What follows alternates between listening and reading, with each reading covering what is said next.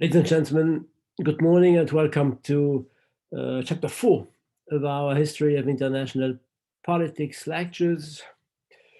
We will have a look at the international system from 1815 to 1945, synonymous with the British Order, the British Preeminence, the Pax Britannica. I include in this period the rise, of course, of British supremacy during the long 19th century. And I add to this so-called long 19th century kind of transition period from 1914 to 1945, that is to say, the cycle of the two world wars, which form one single hegemonic war in the power cycle perspective, which is the one I use here in my lectures. And of course, this period is synonymous with the decline of the British order, decline of Great Britain's supremacy started a little bit earlier than 1914, at least the relative decline, that is to say, comparatively to the rise of the challenging powers. We'll come back to these points, of course, in our lectures. One preliminary point: when I use the term long 19th century, I use it in the narrow sense, which is the one adopted by, I would say, the majority of international relations scholars or diplomatic historians. That is to say, the century going from 1815, the defeat of Napoleon and the Vienna Congress, and 1914, that is to say, the outbreak of World War I. More global historians also use the term long 19th century, but they consider this long 19th century to start at the end of the 18th century with the French Revolution, even earlier with the American Revolution or the American War of Independence. It is the case of Barry Buzan and George Lawson in their book called The Global Transformation. They start in 1776. They emphasize the importance of what they call the three Atlantic revolutions in the US, in France, and even in Haiti. Haiti abolished slavery, you may know that, and they consider that the long 19th century goes from 1776 to 1914. Anyway, I will adopt the traditional diplomatic meaning of historic meaning of the long 19th century, from 1815 to 1914. This long 19th century, ladies and gentlemen, was the most stable of all the international systems that have been existing since their emergence, that is to say, if you accept my analysis, since roughly the end of the 15th century. The most stable international system because no war involving all the major powers at the same time broke out during 99 full years. And those armed conflicts that emerged remained short, did not provoke many destructions. There were only low numbers of victims. The Crimean War, the wars of the Italian unification, we'll come back to them, the wars of the German unification.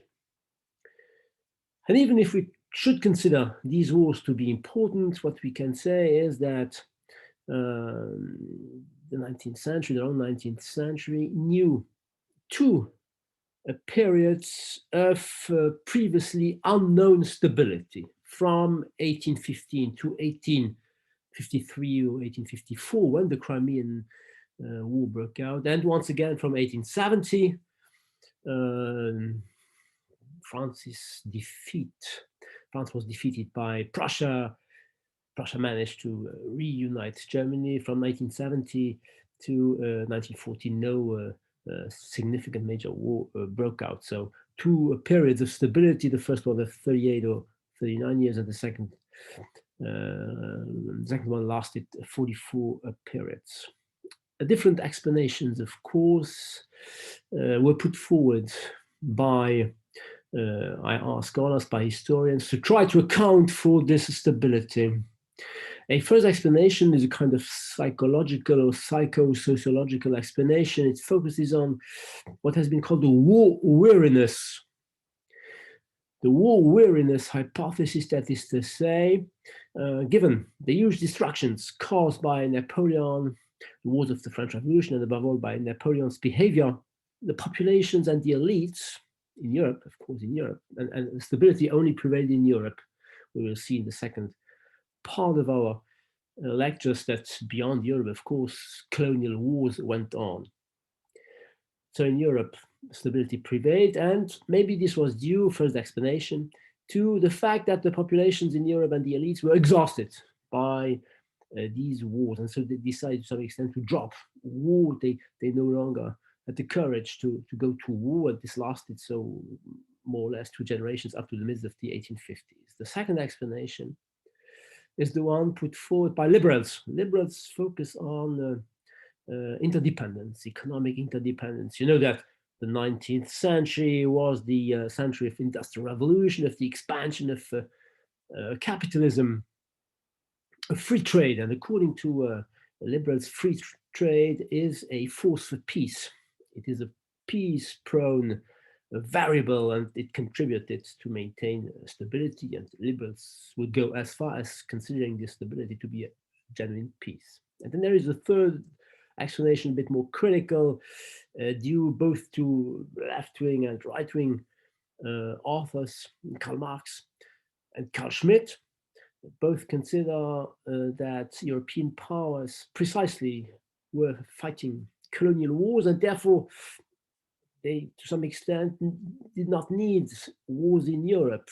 The wars in overseas acted like as a kind of safety valve.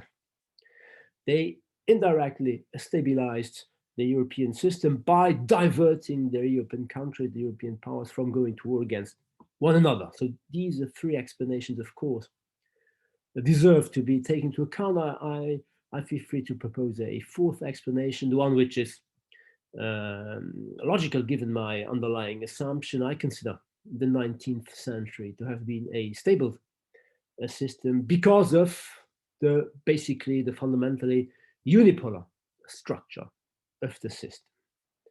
That is to say, for the first time in 1492, the system was genuinely unipolar. One major power prevailed, was significantly more powerful than the other ones. Spain had tried to do so. France had ambitioned to become the prevailing power, but the gap that they were enjoying was not significant enough, the material advantage, to put it differently. And what's more, the other European powers did not accept the preeminence, neither of Spain, France refused it, nor of France, Great Britain notably, refused it.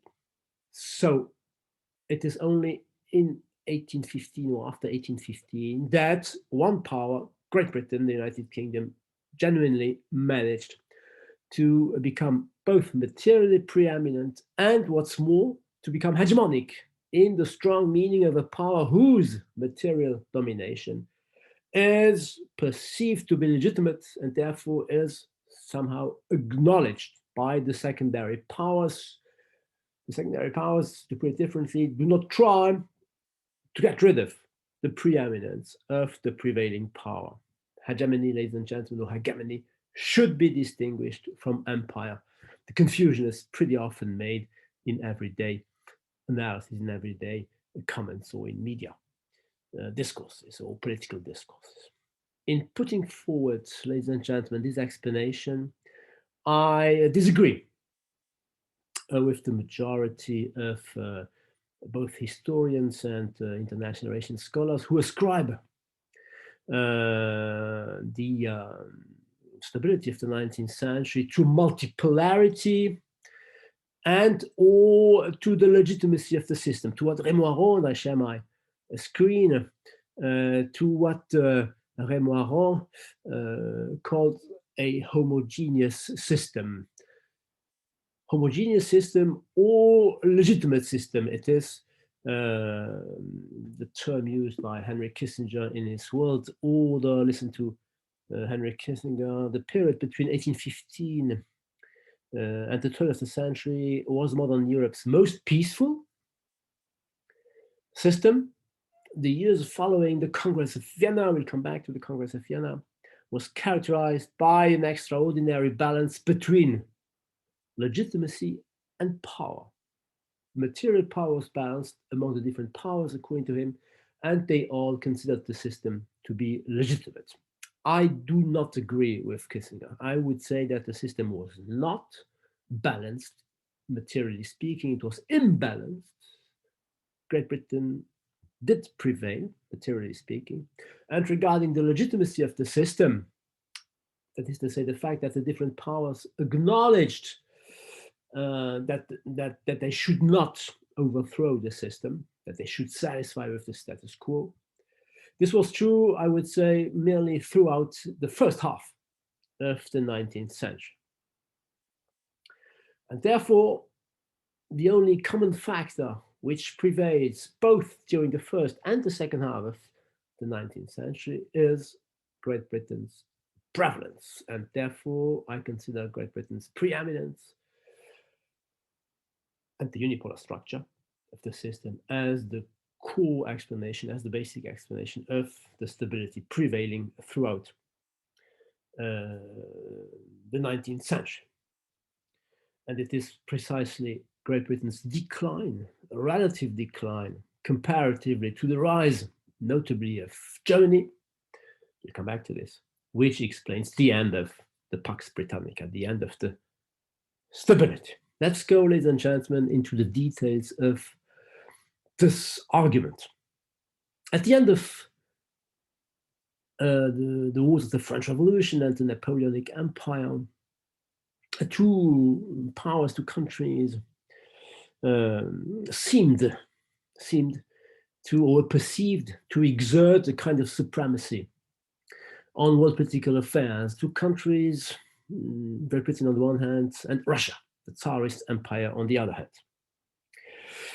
The United Kingdom, Great Britain, why? Because it emerged as the leading global power, thanks, of course, to its industrial development, thanks to its financial networks, its Royal Navy, which ruled the seven seas, the seven oceans, thanks to its huge colonial empire.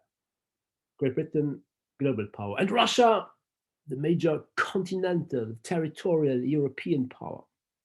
Because of it, so thanks to its huge territory, its population, and its large standing army. So there was a kind of perception by the then European elites that these two major powers were superior to the other ones, all the more so. France had been defeated, and all the more so Austria and Prussia were stuck in their rivalry within no longer the Holy Roman Empire, which was dissolved by Napoleon, but in what will be the German Confederation. We'll come back to it in a few minutes. So two major powers, the three other ones were weakened, and this perception, this shared perception, at least had one advantage, if I may use this expression. It prevented the return of any kind of competitive equilibrium, of any kind of balance of competition, of balance of conquests, such as the one that had prevailed in the 17th and 18th century. We saw this last week. But I do not think, nevertheless, that despite this perception, I do not think that we can really speak of a kind of Anglo-Russian co-leadership. The reason is the following one. Admittedly, Napoleon was defeated both by the Russians and by the British, mainly. The Russians, or the Russian winter, because it was the decision of Napoleon to invade Russia, which is at the origin of his defeat. He was unable, of course, to control the huge Russian territory. And Waterloo, the Battle of Waterloo, was won notably by the British General Wellington. So the two were responsible of Napoleon's definitive defeat. The two were also responsible of organizing the Vienna Congress, which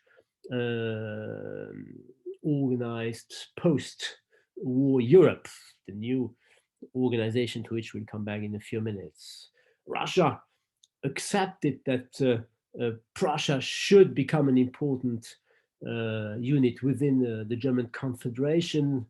It accepted that Prussia should integrate Saxony, and in exchange, Russia received the control of Poland. So to some extent, in Eastern Europe, Russia indeed was significantly powerful. Nevertheless, ladies and gentlemen, I would agree with Paul Schröder in his Transformation of European Politics, 1763-1848. Paul Schröder claims, I quote, that the United Kingdom was the deciding voice in Vienna during the Vienna Congress organized in 1815. Why? Well, the reason is the following one. The Vienna Agreement, the peace treaty, in other words, was conceived, proposed, and to some extent imposed by the British to the other victors of, and all the more so to France, to the other victors of the Napoleonic Wars, that is to say, to Russia, to Austria, and to Prussia. Why?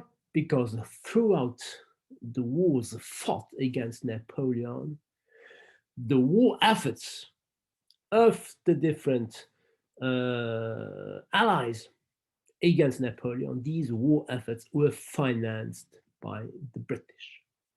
And Paul Schröder emphasizes the fact that the war efforts of the British, both to finance their military operations and to finance the military operations of the Russians, the Prussians, and the Austrians, this war effort was proportionally to British richness superior to the efforts that the British will have to make during World War I. This gives you an idea of the importance, the indispensable importance of Great Britain in the wars fought against Napoleon. And of course, the British financed the war efforts of its allies in exchange of the promise given by these allies to accept Great Britain's post-war proposals. The British Foreign Office, William Pitt first, and then Viscount Castlereagh, elaborated plans of post-war Europe.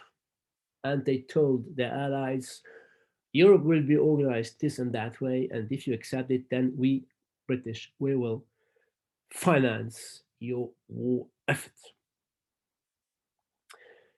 This amounts to saying, ladies and gentlemen, that within the Napoleonic coalition, Britain was more equal than the other allies. It was superior, which proves, to some extent, that the system was not bipolar, British-Russian leadership. It was not multipolar. There were not four major powers. It was genuinely unipolar. Great Britain was significantly superior to the other powers of the coalition and also of France, as is proven, ladies and gentlemen, by this figure, which shows us Great Britain's material preeminence from 1815 to 1870, the year of the German unification. It is a figure taken from the Currents of War project, the COW project of David Singer and Melvin Small at the University of Ann Arbor in Michigan in the US. David Singer proposes what he calls a composite indicator of national capability. That is to say, he combines different criteria in order to compare the relative power of the major states of Europe in that time. So he combines the demographic size, both the general population and the urban population. He adds to this economic elements, the energy consumption, and the iron and steel production. And of course, last but not least, the military variable, both the military budgets and the military personnel. And by combining these six criteria, he comes to the following comparison. If you look at this figure, you see that Great Britain is very significantly throughout the years 1815 to 1870, very significantly superior to all the four continental powers, between 2 and 3 times more powerful. So the system starts at the very beginning of the long 19th century as a unipolar structure.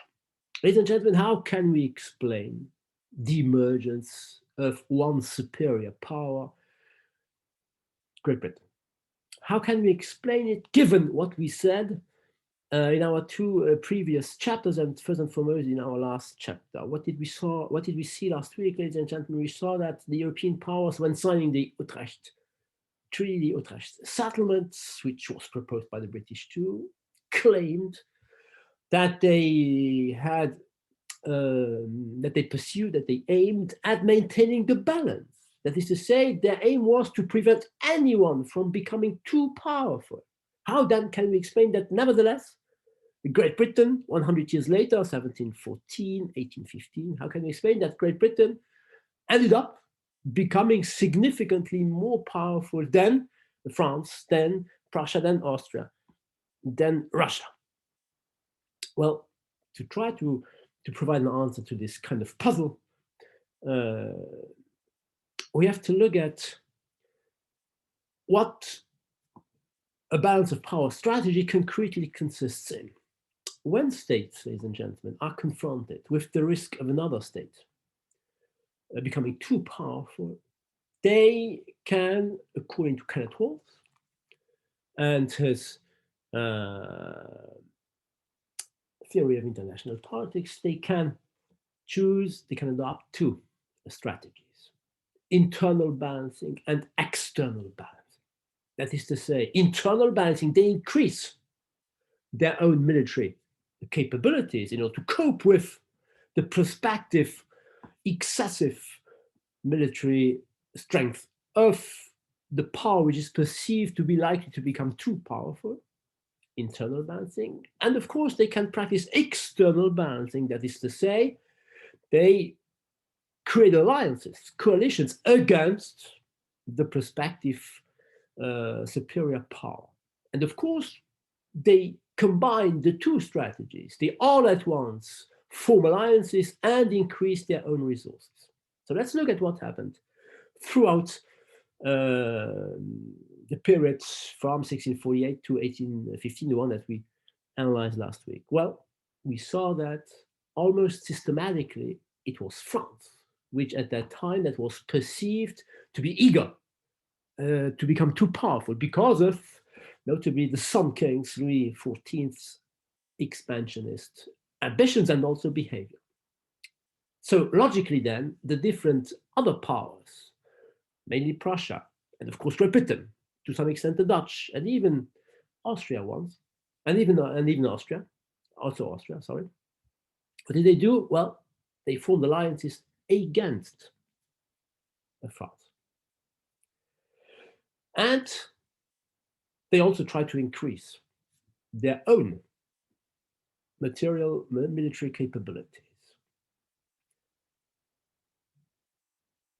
Logically, ladies and gentlemen, within this coalition, the state that was able to increase its material capabilities, its military strength, more than the other ones, ended up becoming more and more powerful after every victory against France, after every defeat against France. And within the anti-French coalitions, it was, of course, Great Britain, thanks to its industrial revolution, which was able to gradually become more and more powerful, more than France that was defeated, and more than its allies, who were unable to increase their military strength as importantly as the British.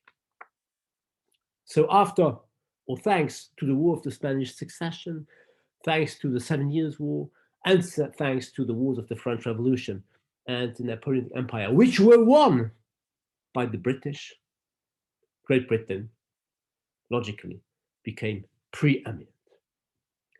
And Great Britain was preeminent even before the French Revolution. We saw this last week. It is, I would say, at the latest, after the 7 Years' War, synonymous with France's defeat overseas and notably in North America, that Great Britain became the preeminent power. So even before the French Revolution, Great Britain was significantly more powerful. The proof, the evidence is given by the fact that when the wars of the French Revolution broke out in 1792, Great Britain did not intervene because it did not feel threatened by the French Revolution. Austria felt threatened.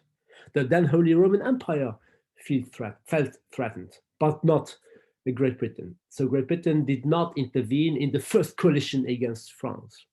It only intervened once France invaded Belgium, because in doing so, it came close, due to the Channel, too close in the British perception of the British territory. And therefore it was perceived as a threat to Great Britain's preeminent security and preeminence, almost of France. The French revolutionaries established satellite states on their northern and eastern border. This ambition and this capacity of the French revolutionaries to conquer significant parts of non-French territories was considered by the British to be a kind of threat for their own world preeminence, since France tried to control the continent. So Great Britain was preeminent even before the French Revolution, before the end of the 18th century, and all the more so after Napoleon's defeat in 1815. If we look at the figure that I showed you, we see that Great Britain is significantly superior to the four continental powers taken individually. We could say that Great Britain is not superior to the four continental powers taken together. And to some extent, the balance of power theory considers the possibility of a balanced system and equilibrium, as long as one power is not more powerful than all the other secondary powers taken together. If you add here the French, Austrian, Prussian, and Russian capabilities, they roughly match Great Britain's capabilities. But, and this is pretty important, and this is to some extent the basic point that I would like to emphasize precisely, throughout the 19th century, neither during the first half nor during the second half, did the four continental powers form an alliance in order to join their resources, thus balancing Great Britain. And since they did not do that, the system was, I would say, genuinely unipolar. It might have been balanced if there had been a balancing strategy, an external balancing strategy adopted by the four continental powers, if they had formed one alliance to re-establish the balance with Great Britain. This was not the case. And to anticipate, ladies and gentlemen, to extrapolate to today's world pretty often, those who claim that today's world is not unipolar, is not an American hegemony, use as example the so-called BRIC or BRICS countries. That is to say, they look at Brazil, at Russia, at India, at China, and maybe even at South Africa as forming a kind of set of states proving that the system is multipolar. I'm afraid they are wrong. Why are they wrong? Because these 4 or 5 secondary powers do not form a coalition against the US. And therefore, the US, compared to all these 4 or 5 secondary powers taken individually, is significantly superior, still significantly superior, though, of course, the rise of China is gradually putting an end to this unipolarity. But it is not the BRICS, the existence of the so-called emerging powers forming called the BRICS, that it is not this process which is likely to put an end to the existing unipolarity. Great Britain's supremacy throughout the 19th century, ladies and gentlemen, and we'll come back to this when having a look at the wars that broke out. Great Britain's supremacy was not checked by an alliance of the 4 continental powers, and therefore Great Britain was preeminent. Great Britain's preeminence, ladies and gentlemen, which existed immediately in 1815, 1816, did not rule out an overall British moderate behavior, at least throughout the first part of the 19th century, at least when dealing with European powers. Things were different overseas, where colonial conquests went on and where the colonial rivalry also went on. We will see this in our second part. Great Britain adopted a self-restraint behavior, and this is analyzed in John Eikenberry's After Victory. If you look at the subtitle, Institutions, Strategic Restraint or Self-Restraint After Major Wars. Great Britain was the first major power winning a cycle of major wars, in our case, the cycle of the French Revolution and Napoleonic Empire wars. Great Britain was the first winner of such wars to adopt a moderate behavior.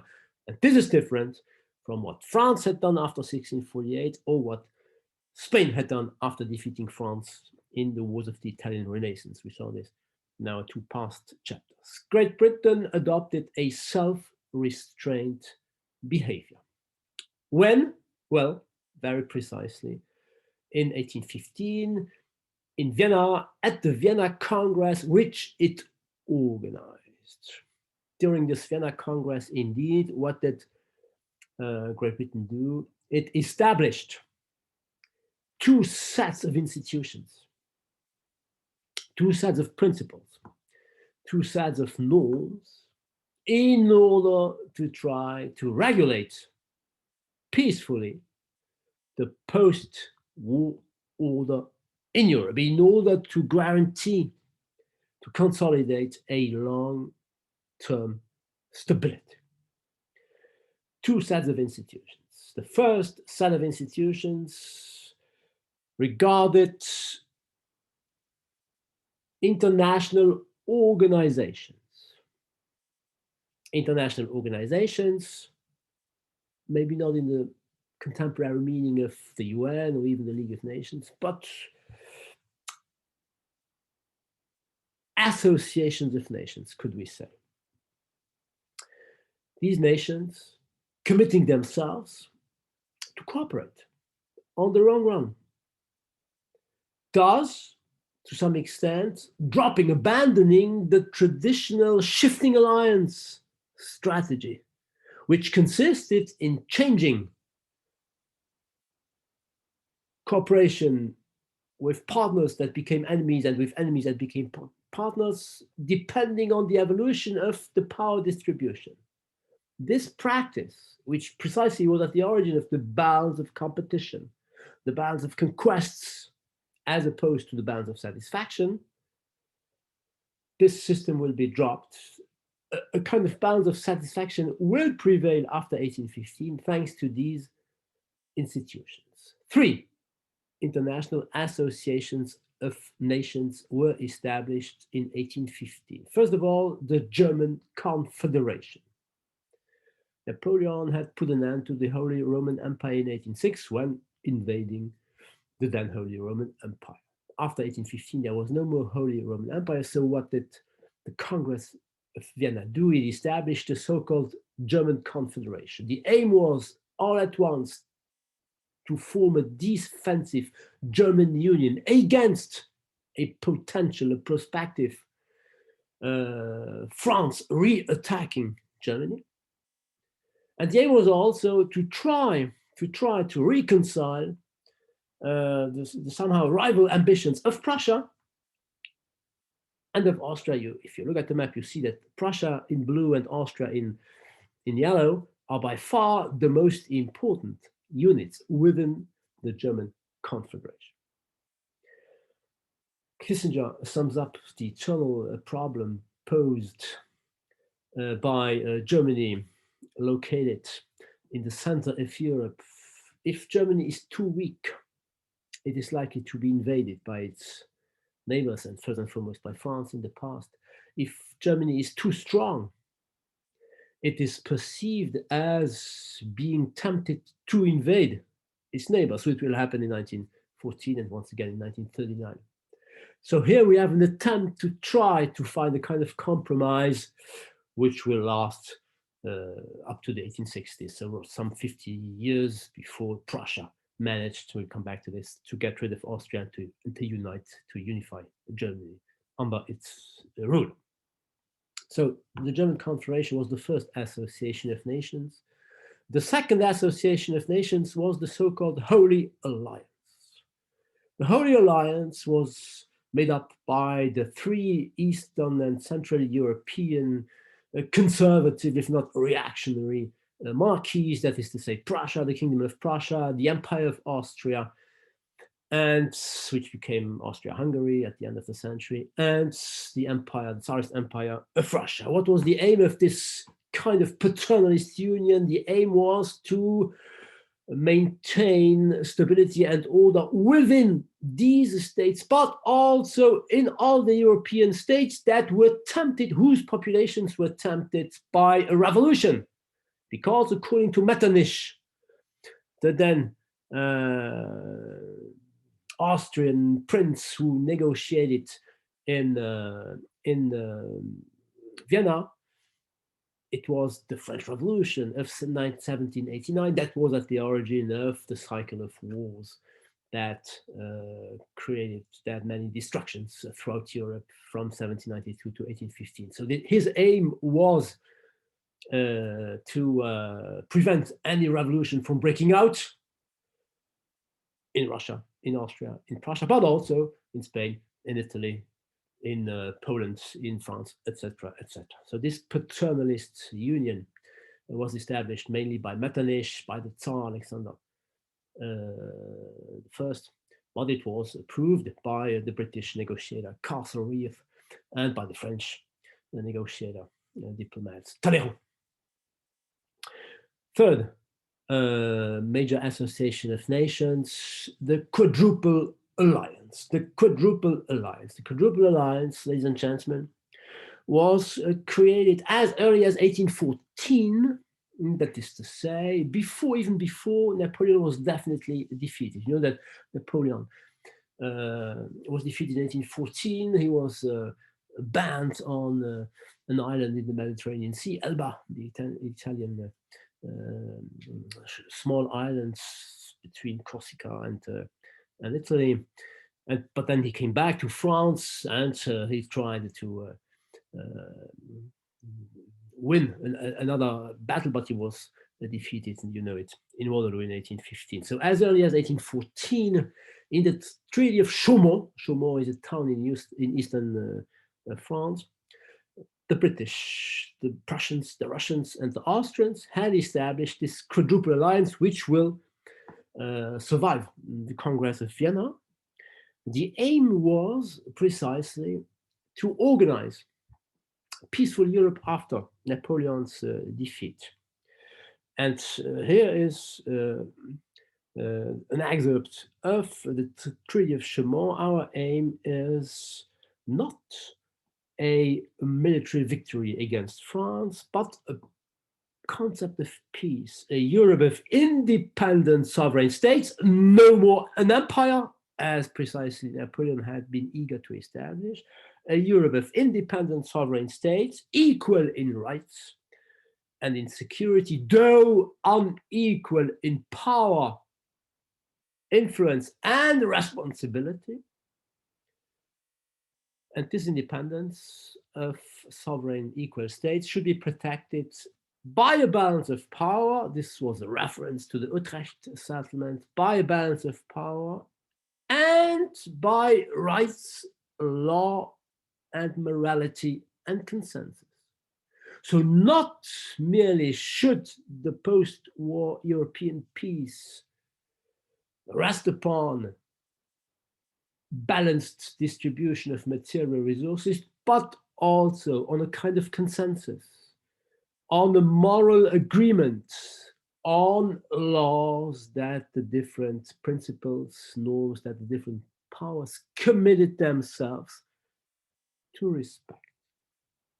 And this, ladies and gentlemen, indeed was a very significant innovation for the first time in European history, and maybe therefore in international history, in the strict meaning of history of nation states having regular interactions among each other. For the first time,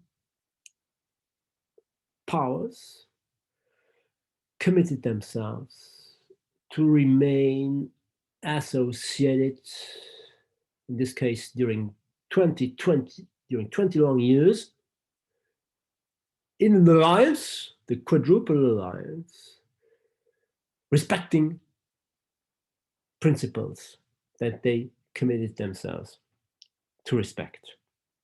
That is to say, they accepted to no longer act unilaterally as they had done in the past. They promised to no longer betray an ally by joining an enemy state, and vice versa.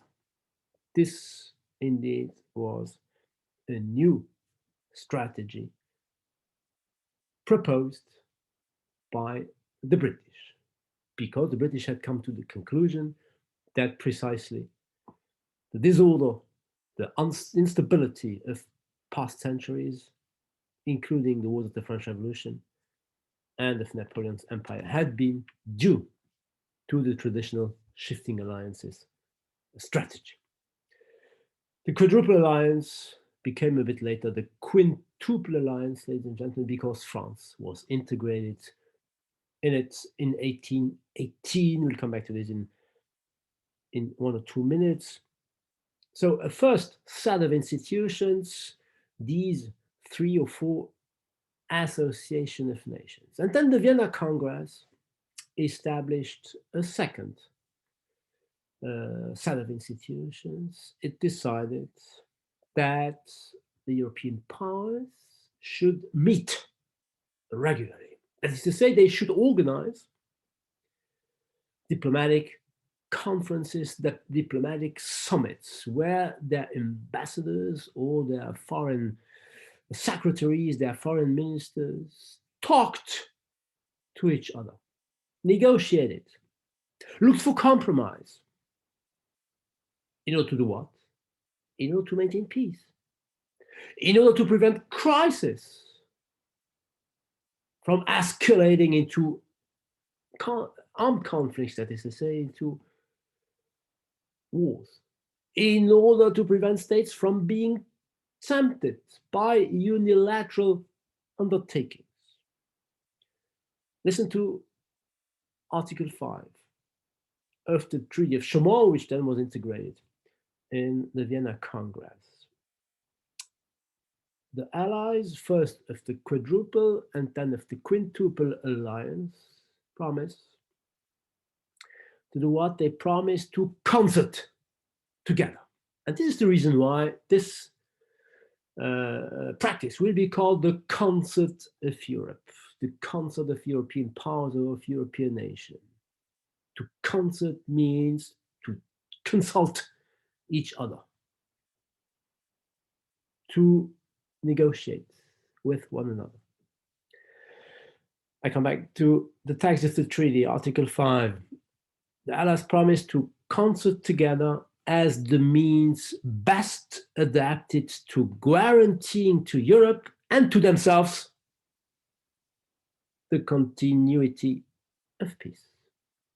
If we want to maintain peace, stability, we promise that we will have a permanent dialogue thanks to regularly organized meetings, summits. The high contracting parties, that is to say, the powers, the states, I go on quoting, agree to renew their meetings regularly,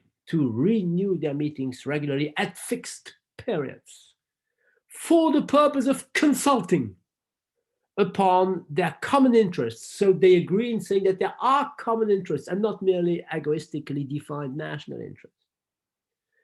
For the purpose of consulting upon their common interests, for the considerations of the measures which at each of these periods shall be considered to be the most efficient for the maintenance of peace in Europe.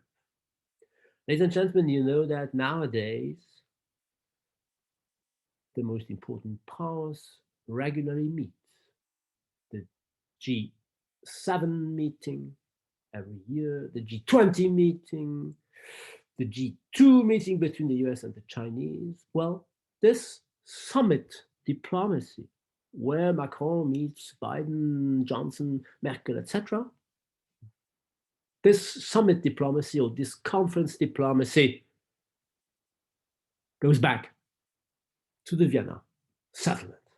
It was conceived by the British Foreign Office for the very simple reason that throughout the wars that the British fought and its allies fought against, Napoleon, they had practiced this concept. That is to say, the British talked to the Austrians, the Prussians, the Russians, in order to come to a common agreement upon what to do against Napoleon. And so, Castlereagh, we saw him, and to some extent Metternich too, understood that maybe they should go on after the war to meet regularly, either themselves or their ambassadors, in order to find common solutions. So the Council of Europe, ladies and gentlemen, consisted in having regular interactions, regular meetings, regular talks,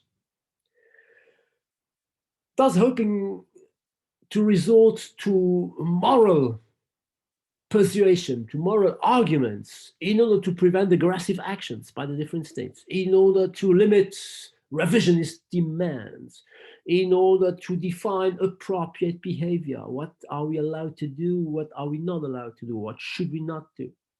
In order, to sum up, to resort to peaceful means of conflict resolution. The aim was to find peaceful instruments of conflict resolution. And this then explains why the first half of the 19th century indeed was a very stable system in Europe. And maybe we could even say peaceful. Remember the definition of peace in Hobbes's analysis. Peace exists when states drop the idea of going to war, when the disposition to contend by battle no longer exists. According to Hobbes, this is impossible, because always there is a disposition to contend by battle, to go to war. Maybe for the first time in 1815, the then European powers committed themselves, promised to no more go to war. And so they started internalizing the idea that they could act differently, that they could resort to diplomatic, peaceful, non-violent means of conflict resolution by adopting the principle of regular meetings. Maybe, therefore, we can use the term peace and not merely stability, synonymous with ceasefire, with truce, as we saw in Hobbes's analysis, and as we saw was prevailing in the concrete behavior of the European powers up to the French Revolution. During the 3 decades, ladies and gentlemen, up to the mid of the 40s, that followed the end of Napoleonic Wars, the end of the defeat of Napoleon, European politics international politics was characterized by a very high level of cooperation among the major powers. The major powers stopped short from acting unilaterally, which means that they adopted multilateralism. Ladies and gentlemen, nowadays we every day talk of multilateral institutions. They go back to 1815. What does multilateralism mean? Multilateralism means the fact for states to adopt common rules by negotiation, by dialogue, by compromise. And what's more, multilateral means that they commit themselves to respect these principles, to conform their behavior to these principles in the future, whatever their interests may be in the future.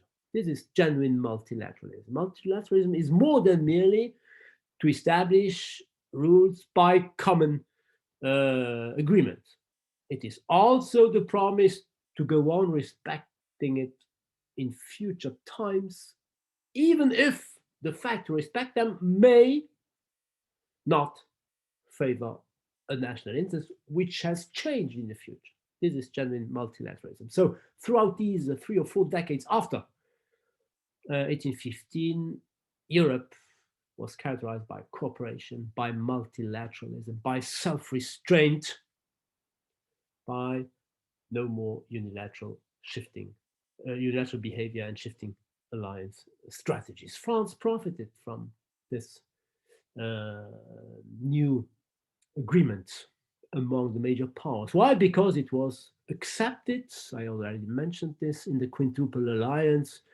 In 1818, at the conference, one of the regular conferences, in Aix-la-Chapelle, Aachen, in Germany. In 1818, the Russians accepted to withdraw its troops from Paris, from France.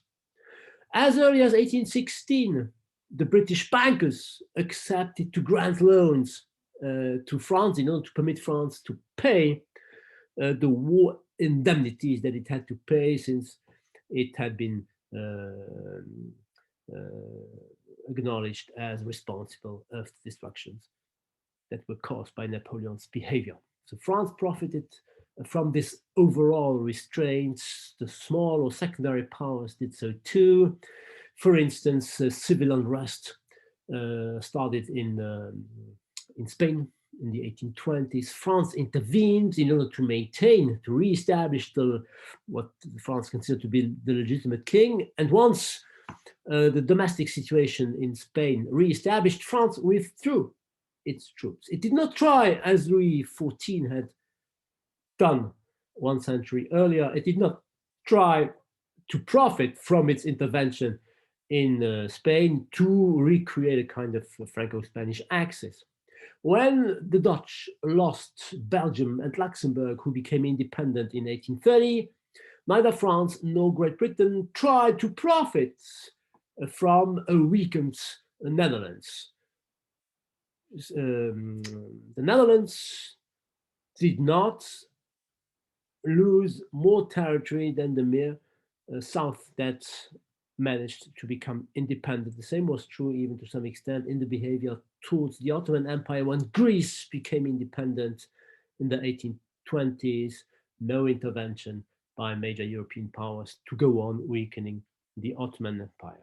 To put it differently and to sum up, the concept of European powers was successful in maintaining an overall stability in Europe, in maintaining the security and safety of all the European members. This was possible thanks to the goodwill of the major European powers who adopted a kind of self-restrained and moderate behavior. And to some extent, therefore, and this is what, as usual, may I say, Henry Kissinger emphasizes, the concept of Europe of the first half of the 19th century. I quote Kissinger, page 65, can be considered to be a precursor of the United Nations Security Council. The major powers in 1815 agreed in cooperating to maintain international stability, and this is what permanent members of the UN Security Council are supposed to do. We will see in the chapters concerned that things were more complicated after 1945. This Council of Europe, ladies and gentlemen, I said this, was successful throughout the first half of the 19th century. That is to say that it came to an end probably in 1848, the year of the Spring of Nations. The Spring of Nations was a set of revolutions taking place in Poland, in Hungary, in Italy, in France, in the then German Confederation too, Frankfurt notably. Populations demanded a liberalization of their political regimes. They wanted to get rid of monarchies. Nationalist principles also were put forward by the then populations, and this domestic evolution or revolution had an international impact to some extent. It definitely convinced the British to drop their participation in the Council of Europe. And thus, since the Council of Europe could only work thanks to the presence of the major power, the British, logically then the Council of Europe came to an end since Great Britain no longer was interested in participating. Why? Because Great Britain returned to a more traditional power political behavior, not an offensive one, but a defensive one, a real political behavior as opposed to a macht political behavior, perfectly summed up, ladies and gentlemen, by the then Foreign Secretary of Great Britain, Lord Palmerston. This is what Lord Palmerston said. He also became Prime Minister a bit later. This is what he said at the very beginning of the 1850s. Listen to him. Britain has no eternal friends and no perpetual enemies. It only has eternal and perpetual interests, which it is its duty to defend, to promote. Great Britain will be guided by national interests. It has no more eternal friends. That is to say, it will no longer be part of the quadruple or quintuple alliance. Members of this alliance may become opponents. States that are not part of the alliance may become allies, depending on the national interest, which Great Britain will try to satisfy. So the concept comes to an end.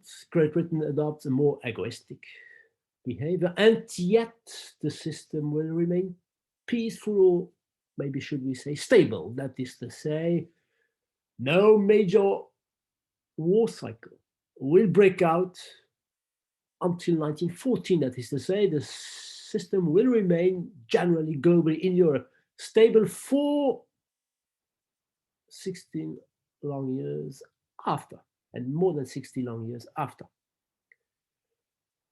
the Spring of Nations, despite 3 wars that broke out. But these wars, I already mentioned this at the very beginning, were short and anything but destructive. The first one broke out in 1853, the Crimean War. I committed an error here. It's 1853 and not 1843. Sorry for this. 1853, 1856, it is a war that opposed first the Russian Empire to the Ottoman Empire, and then the British in 1854, 1 year later. The British and the French became allies of the Ottoman Empire against Russia. The starting point of this war was not at all the control of Crimea. The starting point was what happened in Jerusalem, which at that time was part of the Holy Land. It was part of the Ottoman Empire, the Holy Land, from the Christian perspective, though it is also considered as a holy site by the Muslims. You know that. The Al-Aqsa Mosque in Jerusalem. Anyway, at that time it was part of the Ottoman Empire, but there was also a rivalry between the Ottoman Empire and the Russians, because the Russians wanted to control those sites in Jerusalem which were part of the Orthodox Church. So they asked the Ottoman Empire, we want to exert our sovereignty upon these limited territories in Jerusalem, and the Ottoman Empire refused. So a war started between the two, and it started there where the two empires meet geographically, that is to say, in the Black Sea, and more specifically, the Crimean Peninsula became the territorial stake after Great Britain's and French intervention. The British and the French intervened because they did not want Russia to win. The Ottoman Empire was already declining. The defeat of the Ottoman Empire would have meant a too powerful Russia from the British and the French perspective. So they intervened to defeat Russia, and they managed to do so. But this war did not upset the overall stability, nor did the wars of the Italian unification. Here you have a detailed map of the battles that took place in the Black Sea, it's a Russian map. So the wars of the Italian unification started at the end of the 1850s, notably opposed France to Austria, because both somehow considered that they had the right to control what was happening in the Italian peninsula. And France ended up, after attacking Italy, France ended up supporting the idea of Italy's unity against the Austrians. And last but not least, the wars of the German unification. Prussia first against Denmark, then against Austria, and last but not least against France. In 1866 against Austria, in 1870 against France. Napoleon III was defeated at the Battle of Sedan. Nor did this war put an end to the overall stability of the European system. So, if then the stability prevailed, despite the end of the concert, then we have to look for another explanation of why stability prevailed. And this other explanation, precisely, is British preeminence. There was a British preeminence throughout the first half. There was a British preeminence throughout the second half of the 19th century. So this British preeminence is a more important factor than the European concert of powers, that is to say, the regular meetings, the peaceful negotiations among the then major European powers. So Great Britain was preeminent, and precisely this preeminence permitted Great Britain to maintain the balance on the continent.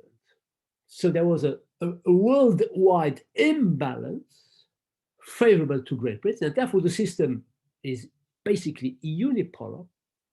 And this system, this unipolarity, this preeminence, of Great Britain, permitted Great Britain to maintain, inside it, Great Britain to maintain the balance among the four continental powers: France, Austria, Prussia, and Russia. And as long as Great Britain managed to prevent any continental European power from rising, from becoming too powerful among the four, its own global, worldwide supremacy was somehow guaranteed. And therefore, the policy of Great Britain, the strategy, the foreign policy, the strategy of Great Britain consisted in maintaining the balance among the European powers by intervening or not, depending on which powers were concerned. Why did Great Britain intervene in the Crimean War? Because, just as the French, It did not want Russia to become too powerful. Why did it not intervene in the wars of the Italian unification or the wars of the German unification? Because these wars opposed the two continental powers, which therefore to some extent weakened one another. And by doing so, they indirectly permitted Great Britain to go on profiting from its worldwide supremacy. Since in the Italian wars, the wars of the Italian unification, France was opposed to Austria, both France and Austria were likely to get exhausted. And the same was true during the wars of the German unification, Prussia against Austria and Prussia against France. So the continental powers not merely were not allied against Great Britain, but they were fighting against one another. France against Russia, France against Austria, Austria against Prussia, Prussia against France. And this, of course, had as an indirect consequence that Great Britain went on remaining the preeminent power. Great Britain, ladies and gentlemen, to quote Carl Schmitt, the nomos of the earth, this is the French translation of the German original, der Nomos der Erde, sums up the British position in a short phrase, which to some extent can be applied to today's Great Britain. Great Britain, he says, when analyzing Great Britain's offshore balancing strategy, is, I quote, of Europe, not in Europe. Britain is of Europe, not in Europe. And it actually consists in maintaining on the continent the balance between the different powers. And ladies and gentlemen, Great Britain left, the United Kingdom left the European Union. The vote took place 5 years ago. As far as I remember, Johnson, 1 year ago, a bit more than 1 year ago, definitely decided to put into practice the Brexit. Yes, this proves that indeed Great Britain somehow is maybe of Europe, but does not feel, does not perceive, conceive itself to be in Europe. Carl Schmitt's phrase is, to some extent, still valid nowadays. Anyway, what is beyond doubt is that throughout the 19th century, at least up to the 1870s, thanks to its preeminence, here you have it again, Great Britain managed to maintain its overall preeminence by maintaining a significant gap towards all of the four continental powers. Great Britain was a different kind of power. It was a superior kind of power. This is what Kennedy emphasizes in his Rise and Fall of the Great Powers, the French edition. You know that here is the book, both of Schmitt and of Paul Kennedy. According to Paul Kennedy, the proof of Great Britain's preeminence is brought by the Crimean War precisely. Kennedy tells us that if you look at the map,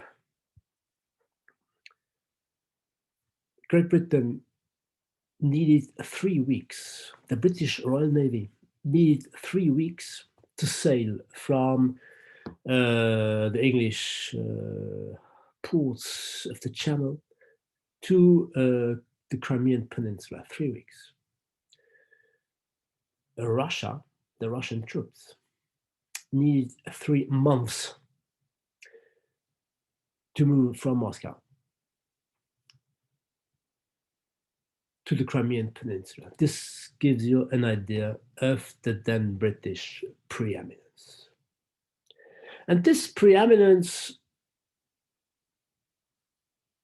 the Britons themselves were aware of their preeminence. I would like to quote, and I found it in Kennedy's analysis, I would like to quote a then British economist, William Jevons is his name, and this is how he summed up the British awareness of their own supremacy. Listen to this. It's a long quote, but it's worth. The plains of North America and of Russia are our British cornfields. Chicago and Odessa is in Crimea, are our granaries. Canada and the Baltic are our timber forests. Australia contains our sheep. In Argentina and the western prairies of North America are our beef. South America sends us silver, and the gold of South Africa flows to London. The Hindus and the Chinese grow tea for us. Our coffee, sugar, and spice plantations are in all the Indies. Spain and France, ladies and gentlemen, Spain and France are our vineyards. The Mediterranean is our fruit garden. Our cotton grounds, which for long have occupied the southern United States, now are extended everywhere in the warm regions of the world. So yes, to some extent, the then a bit globalized world economy was controlled by the British. Of course, William Javins is a British economist, so it's not that surprising that he was proud of British preeminence. But this perception was shared, for instance, by Friedrich List, the German economist, if we may use the term German economist, was favorable to create a German customs union, which indeed was created in order for Germany to protect itself. He's at the origin of national economy, the concept of national economy as opposed to world economy. He was favorable to economic protectionism, and contemporary protectionist economic doctrines go back to Friedrich List, because precisely he rejected the British economic preeminence, which proves that indeed at that time Great Britain was dominating. There was no rival for Great Britain. And this explains why, basically, this is the most important point in today's chapter, this explains why, basically, the system was stable. A unipolar system, ladies and gentlemen, is as such stable. Why? Well, the reason is the following one. By definition, the secondary powers are too weak, since there is one which is significantly superior to them. The secondary powers being too weak, they cannot expect a positive utility when considering to go to war against the superior power. You cannot expect to win against somebody stronger than you. So weak secondary powers stop short from going to war. They do not have the means to challenge the preeminent power. So no risk of war due to a decision taken by secondary powers. And the preeminent power has no interest in going to war, because in going to war, it will precisely incite the secondary powers to create a coalition in order to put an end to its preeminence. Because if it goes to war, if it behaves aggressively, the secondary powers will no longer feel safe. And in order to try to maintain their security, they will be tempted to join their strength in an alliance. As long, therefore, as the preeminent power behaves moderately, does not go to war, the secondary powers will not create a counter alliance. The preeminent power has no interest in going to war, and it does not need to go to war, because its mere reputation to be the most powerful one will permit the system to go on, since the smaller secondary powers are too weak to challenge the existing order. So both from the secondary powers and from the major power, there is no risk of a war emanating from neither of them. A unipolar structure is as such stability prone. And this is the difference with a balance of power system, a balanced system, be it bipolar or multipolar, as we saw last week. A bipolar or a multipolar system is only stable when the powers accept the status quo. If they are risk tolerant, if they come to the conclusion my adversary or my adversaries are not stronger than myself, they may go to war because they can rationally expect a positive utility from going to war. No such positive utility exists in the case of a unipolar structure. There is no positive utility for the secondary powers, and there is no positive utility for the preeminent power because it can obtain what it is looking for by its mere diplomatic pressure, by its mere reputation of being powerful.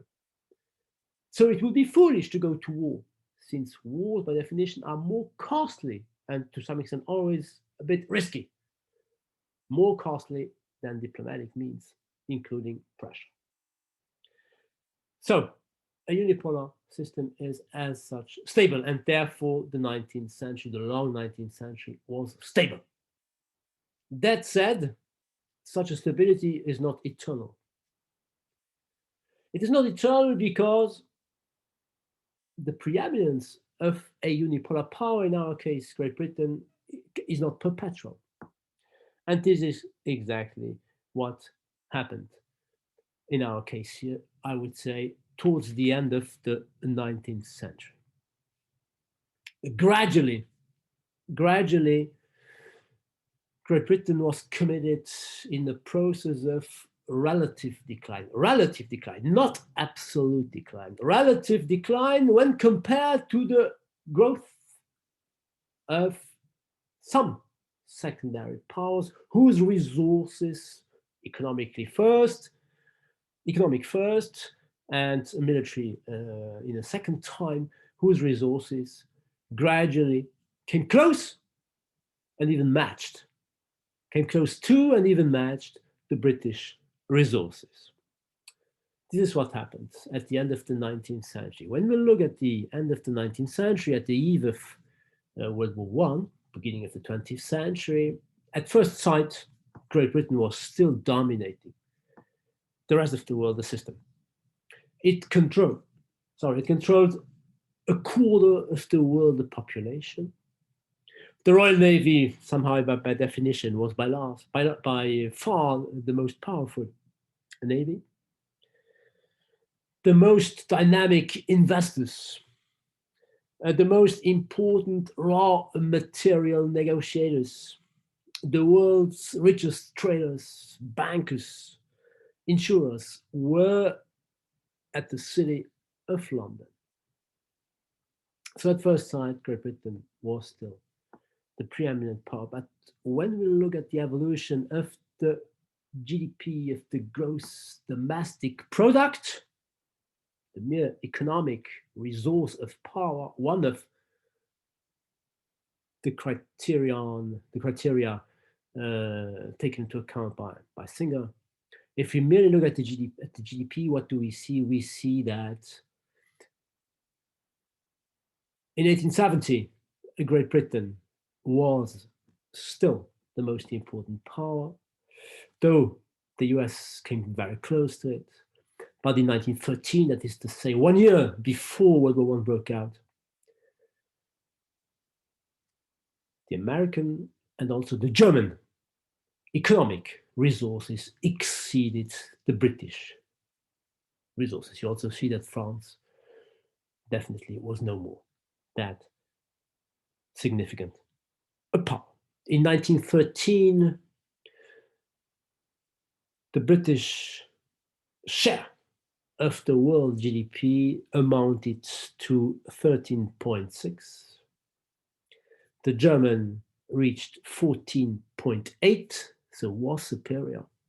And the American reached 30 2%. So America in 1913 was more than twice richer than the UK. And Germany was a bit richer than the UK. America's rise, ladies and gentlemen, was not a problem for Great Britain's dominating the world. Why?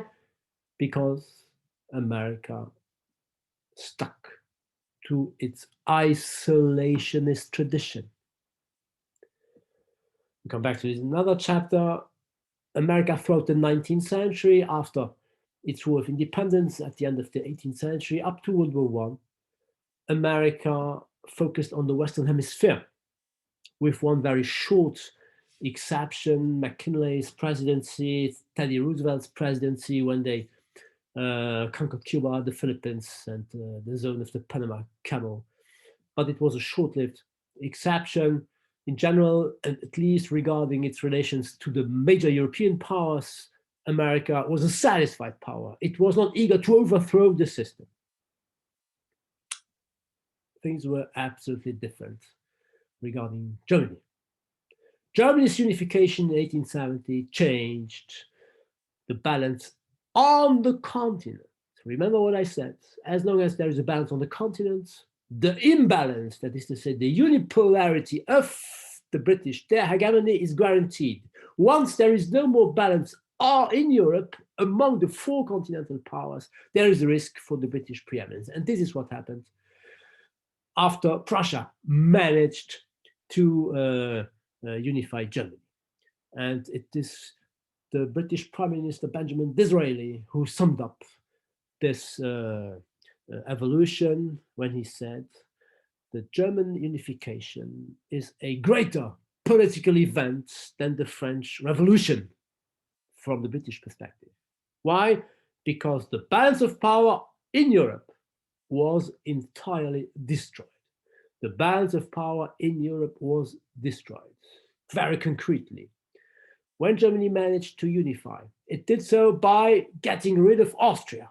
Austria was ousted from the Germanic space, focusing in Hungary and in the Balkans. France, by definition, was weakened because it lost the war in 1870. It even lost a significant part of its territory, Alsace-Lorraine or Alsace-Moselle, more specifically. And Russia was caught in its kind of pre-revolutionary troubles, which started at the very beginning of the 19th century. Remember that Russia also was defeated by the Japanese in 1905, the first time that a white nation was defeated by a non-white nation. So Germany, on the contrary, grew very quickly. At the very beginning, Bismarck, who was the first chancellor of United Germany, adopted a kind of moderate behavior. After unifying Germany by blood and iron, he adopted a moderate behavior, knowing that he could not afford to be too expansive. So he tried to establish various alliances, notably excluding France, to prevent France from trying to recover its Alsace-Lorraine. Things changed when the German Emperor Wilhelm II, William II, from the 1890s onward, started having world political ambitions. He fired Bismarck and he launched his Weltpolitik, to use the German term, that is to say, he no longer wanted to accept the status quo. He both wanted Germany to become the preeminent power on the continent, and he also wanted Germany to have its own part of the colonial cake.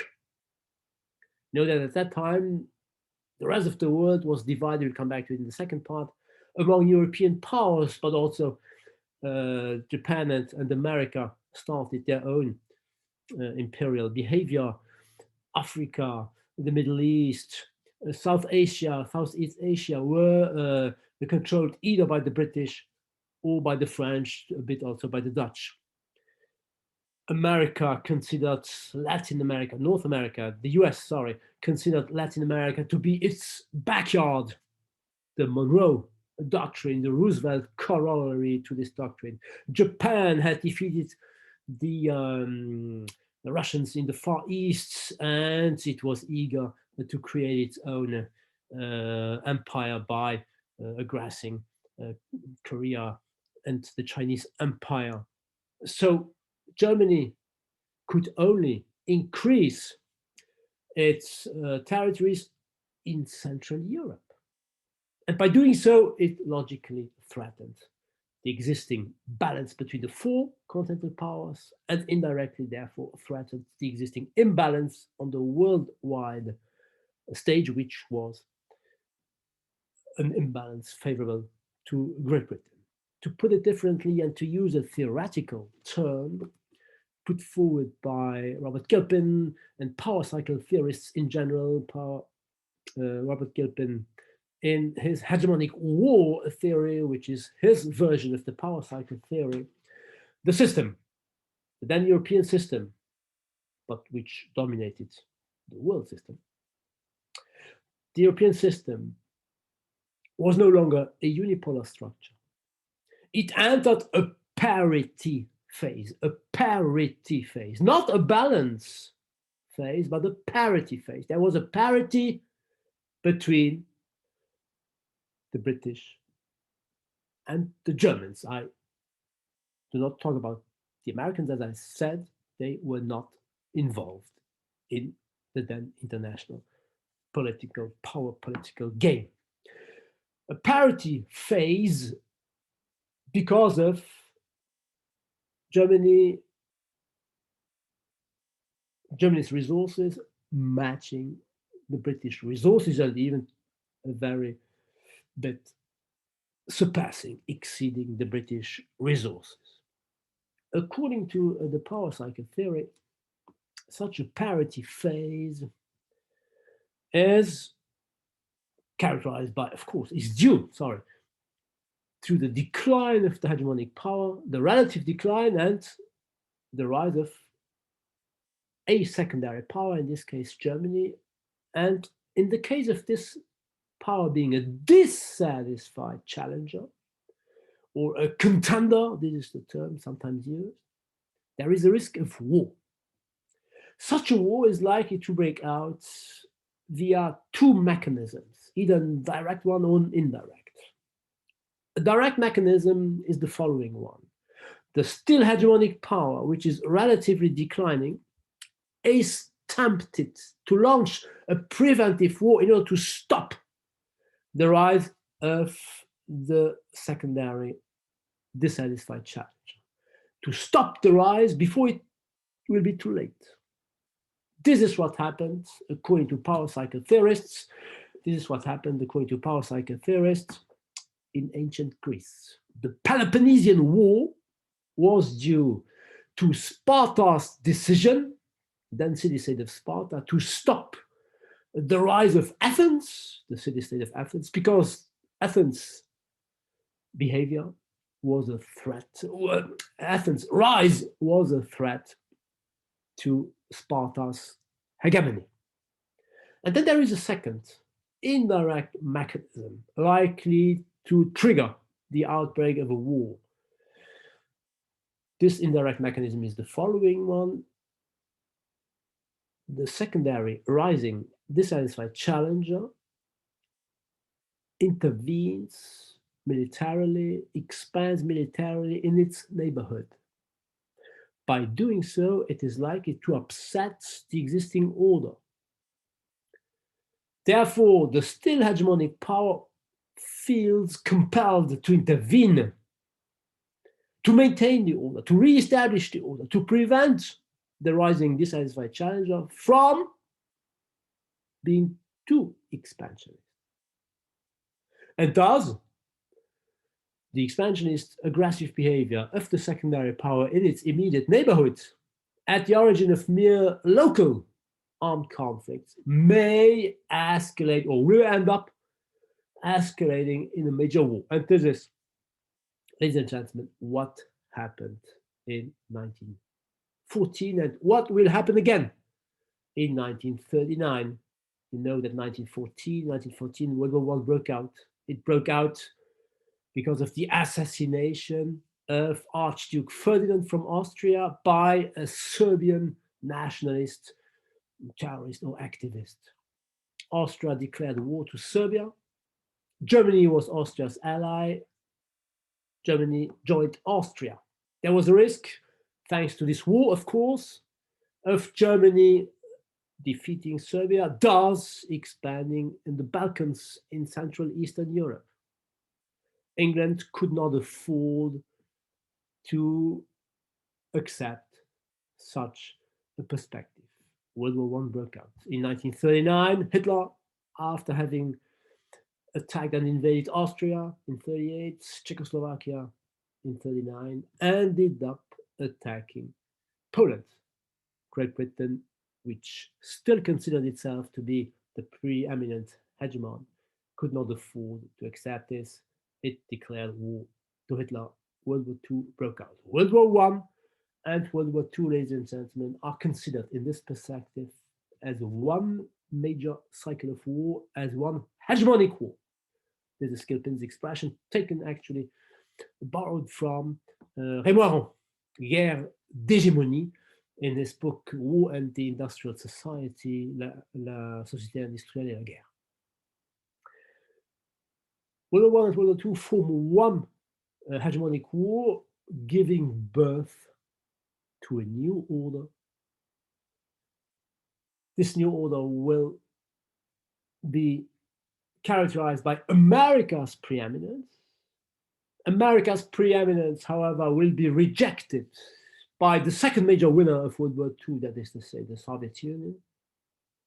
And this rivalry, logically, will provoke the Cold War, which will last 40 years or so, from 1945 to the end of the 1980s, to the very beginning of the 1990s. We will have a look, ladies and gentlemen, logically, at this Cold War in our next chapter.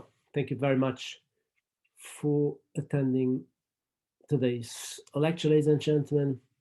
I wish you a great day, and I hope to see you again next week.